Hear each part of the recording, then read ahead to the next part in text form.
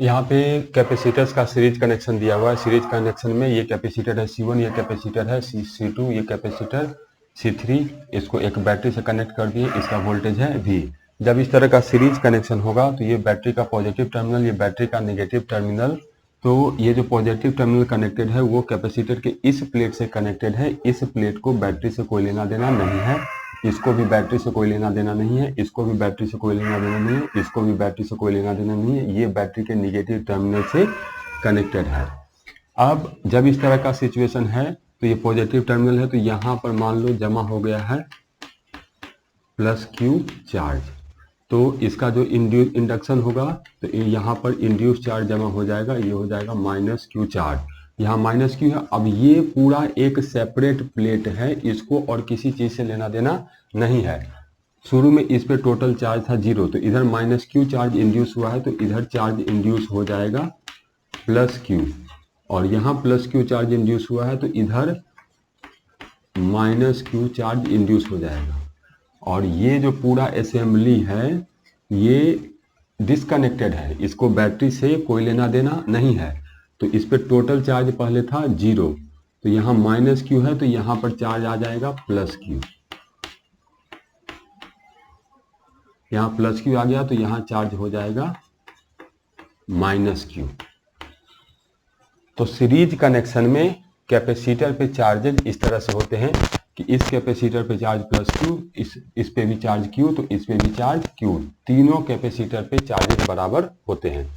तो ऐसे असेंबली का अगर इक्विवेलेंट कैपेसिटेंस लिखना है तो इक्विवेलेंट कैपेसिटेंस का फॉर्मूला है सीरीज कनेक्शन में 1/C equivalent equal to 1/C1 plus 1/C2 plus 1/C3।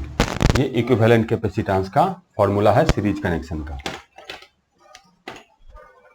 अब अगर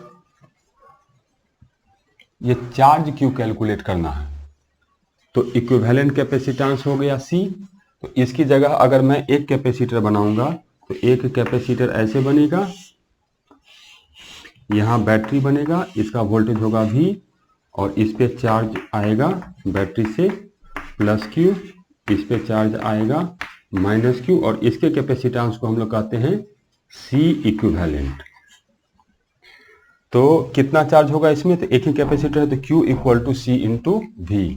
तो Q जो कैपेसिटर पे आया है, पहला कैपेसिटर का चार्ज, दूसरा कैपेसिटर का चार्ज, तीसरा कैपेसिटर का चार्ज, ये सब इक्वल टू होगा C equivalent into voltage battery का V।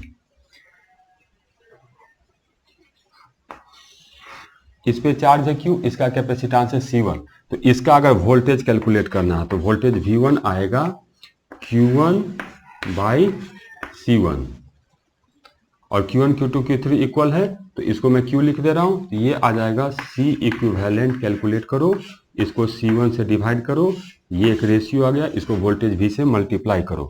इसी तरह से दूसरा कैपेसिटर है ये, इसका वोल्टेज कैलकुलेट करना है तो इसका फॉर्मूला हो जाएगा C इक्विवेलेंट। कैलकुलेट करो, इसके कैपेसिटेंस से भागा दो और वोल्टेज V। इसी तरह से इस तीसरे कैपेसिटर का वोल्टेज कैलकुलेट करना है तो V3 equal to C equivalent. Calculate करो, C3 से भागा दो और बैटरी के वोल्टेज V से मल्टीप्लाई कर दो। तो इस तरह से हम लोग इस पे चार्ज, इसका वोल्टेज, इस पे चार्ज, इसका वोल्टेज, इस पे चार्ज, इसका वोल्टेज, और C इक्विवेलेंट हम लोग फाइंड करेंगे। अब शुरू में मान लो बैटरी डिस्कनेक्टेड था, मान लेते हैं शुरू में बैटरी डिस्कनेक्टेड था, तो डिस्कनेक्टेड होगा तो इस पे भी कोई चार्ज नहीं होगा, इस पे भी कोई चार्ज नहीं होगा, इस पे भी कोई चार्ज नहीं होगा। जैसे ही मैं बैटरी कनेक्ट कर दूंगा तो बैटरी जो है चार्ज को मूव कराएगा, इधर चार्ज जाएगा, इधर से चार्ज आएगा और इधर चार्ज जाएगा।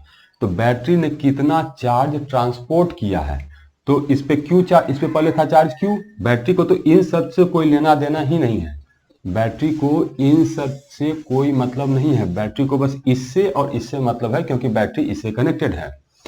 तो यहाँ पे शुरू में चार्ज था 0 और ये इधर प्लस Q लाया, तो बैटरी ने कितना चार्ज सप्लाई किया है, तो बैटरी ने चार्ज सप्लाई किया है Q, और किधर किया है, इस प्लेट पे किया है। कहाँ से ढो के किया है, यहाँ से Q चार्ज ढोआ तो यहाँ घट गया चार्ज तो माइनस Q लिख दिए, इधर से ऐसे लाते हुए इस प्लेट पे प्लस क्यू चार्ज बैटरी रख दिया।